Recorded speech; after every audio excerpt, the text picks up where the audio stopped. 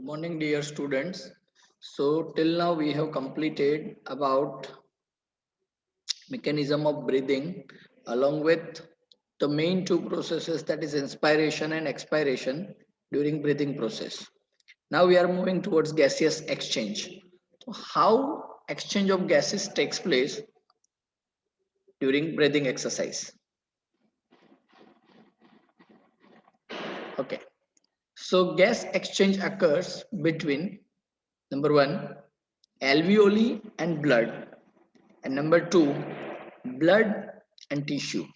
सो आप देख सकते हैं यहाँ पे दो पार्ट है कि जहां पे गैसेस एक्सचेंज हो सकता है.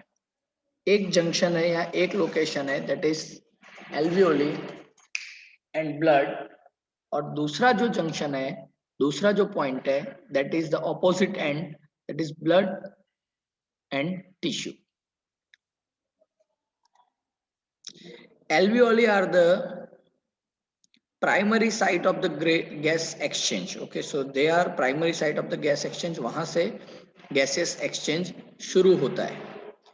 O2 and CO2, these are the two main gases which are exchanged by simple diffusion. Simple diffusion मतलब यहाँ पे diffusion हो रहा है, कोई energy workout नहीं हो रही है. There is no active transportation between this two.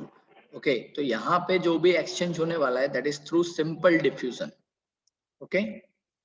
Gases exchange के लिए आप देख सकते हैं पूरा नेटवर्क आप देखिए, एल्वियोलर रीजन और उसके आसपास यहाँ पे आर्टरीज और वेन्स दोनों दिखाए गए हैं.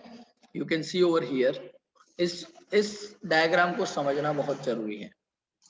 सो you can see this is pulmonary arteriole, this is pulmonary venule. Pulmonary venule के थ्रू ऑक्सीजनेटेड ब्लड जो है वो एल्वियोली से आगे जाने वाला है up to the cells and tissues, और पल्मोनरी आर्ट्रियोल्स जो हैं उसके थ्रू डीऑक्सीजनेटेड ब्लड जो है वो एल्वियोलर रीजन तक आने वाला है, और वहां पे आप देख सकते हैं पूरा कैपिलरी का नेटवर्क है. Okay, so direction of the blood flow भी यहाँ पे रिवर्स हो जाता है. रिवर्स इन द सेंस जब हम बात करते हैं आर्टरीज तब सेंस ये बनता है कि ऑक्सीजनेटेड ब्लड होता है. यहाँ पे चीज उल्टी हो रही है, ये ध्यान में रखिए.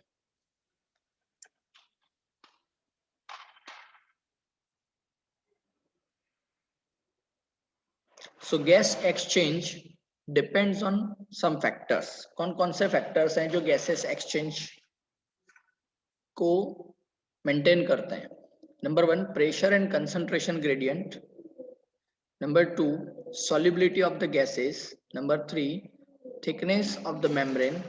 And number four, surface area of respiratory membrane, that is lungs.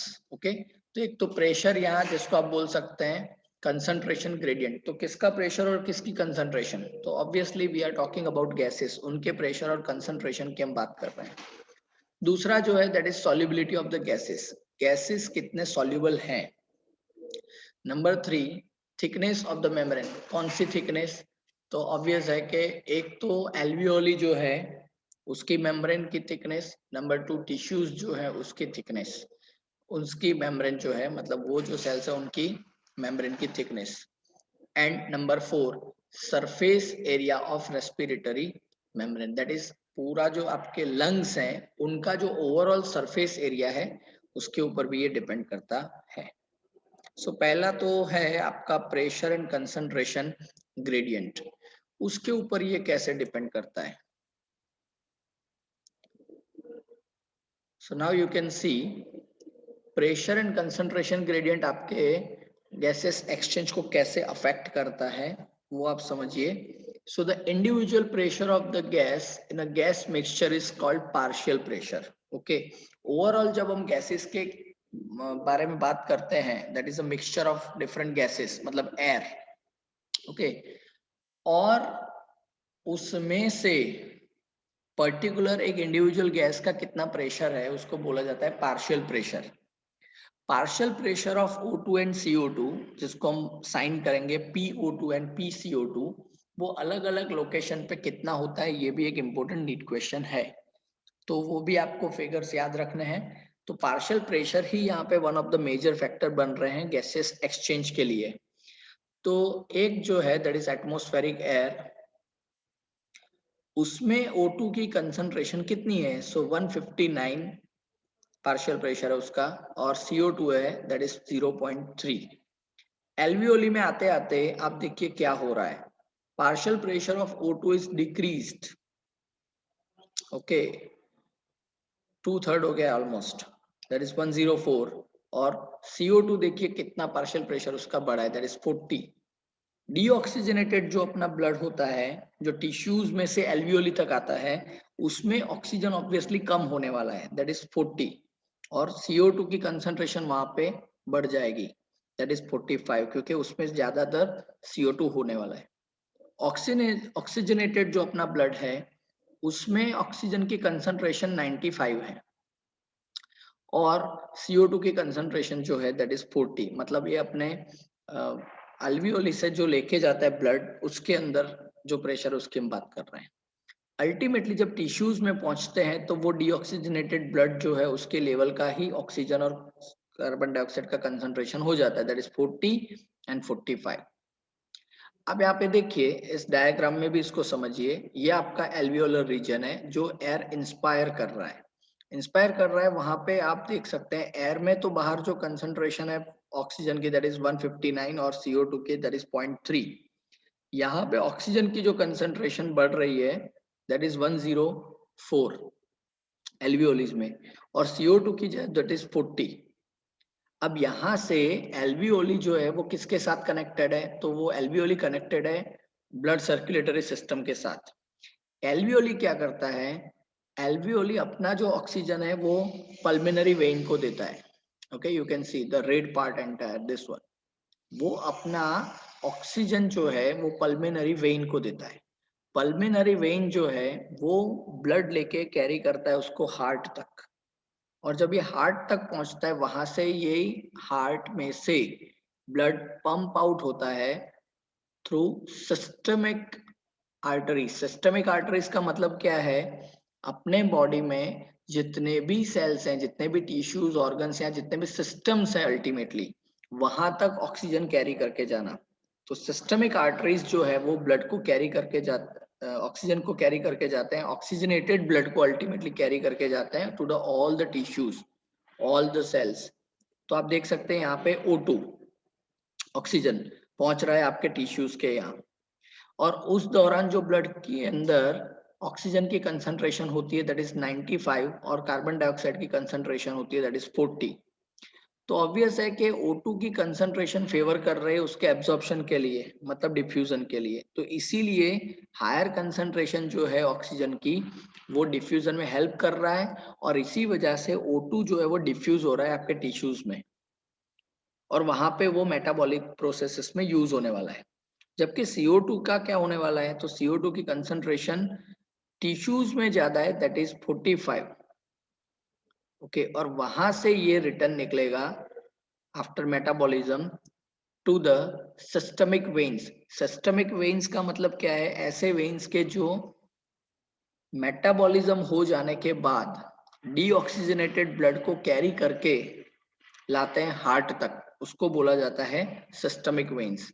तो ये सिस्टमिक वेन्स को ले, सिस्टमिक वेन्स के थ्रू आपका CO2 जाएगा टू द हार्ट, और उसमें भी आप समझिए कि O2 की कंसंट्रेशन 40 है और CO2 की कंसंट्रेशन 45 है, ओके।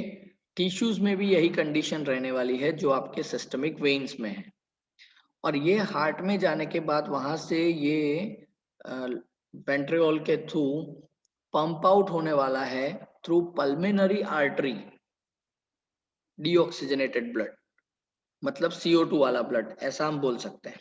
और ये ब्लड जाएगा अप टू एल्वियोली। अब वहां पे क्या हो रहा है? CO2 का पार्शियल प्रेशर ज्यादा है दैट इज 45, और O2 का पार्शियल प्रेशर कम रहने वाला है दैट इज 40। तो ऑब्वियस है कि ये कंडीशन फेवर करता है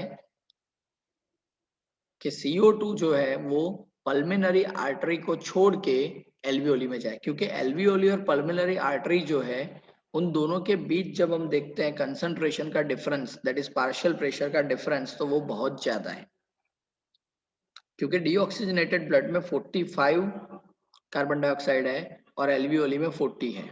तो ऑब्वियस है कि इतना डिफरेंस काफी है to diffuse out CO2 from pulmonary artery to the alveoli. तो इसलिए ये एल्वियोली में जाएगा। अब देखिए एल्वियोली में 40 है आपका CO2, जबकि एटमॉस्फेयर में जो है that is 0.3। It is enough. इतना डिफरेंस तो बहुत काफी है to expel out CO2 from alveoli to atmospheric air. Okay, तो that is breathing out. Okay, that is expiration of the air. तो ये पूरा सर्कुलेशन है। अब देखिए ये पूरा है तो ब्लड सर्कुलेटरी सिस्टम, यही पूरा डायग्राम वापस आप पढ़ने वाले ब्लड सर्कुलेटरी सिस्टम में। ओके, जिसमें बात यही करेंगे, लेकिन जो सेंटर ऑफ द थीम होने वाला है दैट इज ब्लड, और यहाँ पे सेंटर ऑफ द थीम जो बन रहा है that is oxygen and CO2 gases. Okay, काम यही करना है और कुछ नहीं है, राइट। तो पार्शियल प्रेशर का डिफरेंस ही एक बहुत बड़ा मेजर फैक्टर बन रहा है for transportation of the gases, exchange of the gases. हर जगह पे गैसेस कैसे एक्सचेंज होने वाला है वो डिपेंड करता है, right.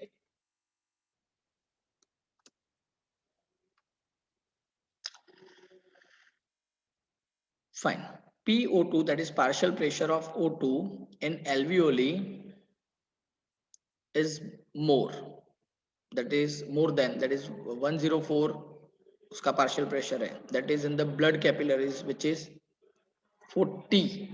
So O2 diffuses into capillary blood, whereas PCO2 in deoxygenated blood is more, that is 45, than that in the alveolus, that is 40. So CO2 diffuses to alveolus. ये अभी मैंने आपको समझाया हुआ है। दूसरा जो फैक्टर है that is solubility of the gases. So इन दोनों के बीच में भी डिफरेंस तो है सॉल्युबिलिटी का बहुत। Solubility of CO2 is 20 to 25 times higher than that of the O2. 20 to 25 times higher than that of the O2. So the amount of CO2 that can diffuse through diffusion membrane per unit difference in partial pressure is much higher than that of the O2. सीधी बात है कि जिसकी solubility ज्यादा है वही ज्यादा diffuse होगा। तो CO2 जो डिफ्यूज हो रहा है ना through membrane per unit time per unit membrane, ये ज्यादा होने वाला है, सीधी बात है। ओके, आप देखिए यहाँ पे ये ऑक्सीजन आपको दिखाया है। ओके, और ये कंसंट्रेशन के बारे में भी बताया, मतलब 100 अगर प्रेशर है उसका, और तो सॉल्युबिलिटी यहाँ पे कंसंट्रेशन जो बन रही है दैट इज 5.2 मिलीमोलर पर लीटर इन एयर। जबकि यही जब सॉल्युबलाइज करने के लिए हम बात कर रहे हैं तो प्रेशर तो वही है मेंटेन किया हुआ, लेकिन सॉल्युबिलिटी कितनी हो रही है, ओनली 0.15। जबकि CO2 का जब हम बात करते हैं तो एयर में तो वही है 5.20, लेकिन जब सॉल्युबिलिटी की बात कर रहे हैं तब 3.00 मिलीमोलर पर लीटर। ओके, तो 20 to 25 टाइम्स हायर कंसंट्रेशन इसकी बन रही है जब इसको आप सॉल्युबलाइज करने जा रहे हैं। तो जिसकी सॉल्युबिलिटी ज्यादा उसका डिफ्यूजन ज्यादा फास्ट होगा, ये फिक्स है। Now thickness of membrane. Diffusion membrane is made up of 3 layers. आपका जो डिफ्यूजन मेम्ब्रेन है वो 3 लेयर का बना हुआ, आप ब्लिंक देख सकते हैं। ओके, एक तो स्क्वैमस एपिथेलियम जो है ये हम सबको पता है, फिर दूसरा जो है स्क्वैमस एपिथेलियम के बाद endothelium of the alveolar capillaries, और तीसरा जो है that is basement substance between this two. तो ये squamous epithelium of the alveoli, ये पूरा रीजन। ओके, बाउंड्री एल्वियोली की। दूसरा जो है endothelium of the alveolar capillaries, मतलब ये जो ब्लड कैपिलरी जो एल्वियोली के कांटेक्ट में है, ओके, उनका एंडोथेलियम। और उन दोनों के बीच में एक बेसमेंट सब्सटेंस है, ओके, ये येलो वाला, राइट। ये 3 लेयर यहाँ पे आपको देखने मिल रहे हैं, तो ये थिकनेस पूरा बन रहा है, ओके, पूरा एल्वियोलर रीजन के बीच में, राइट।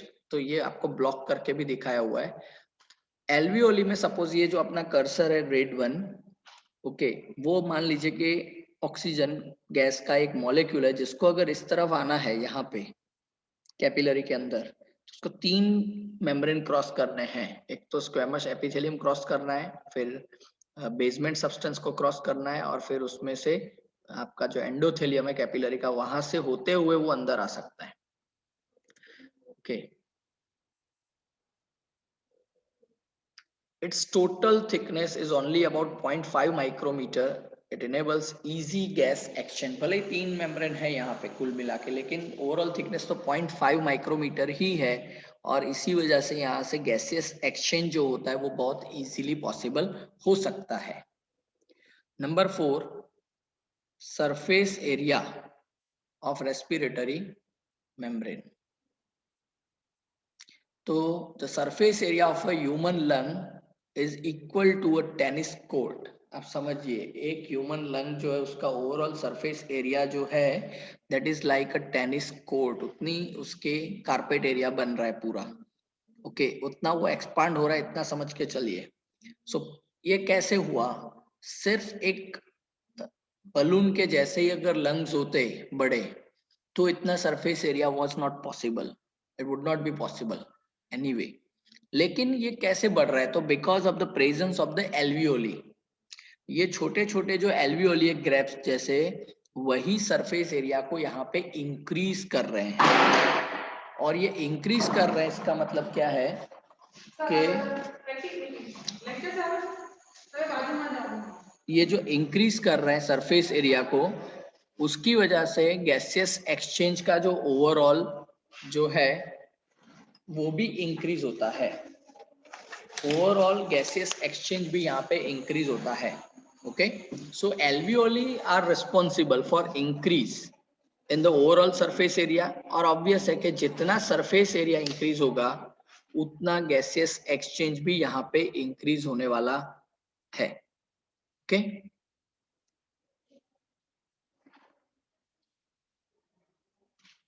सो डियर स्टूडेंट्स, आज यहाँ तक रखते हैं।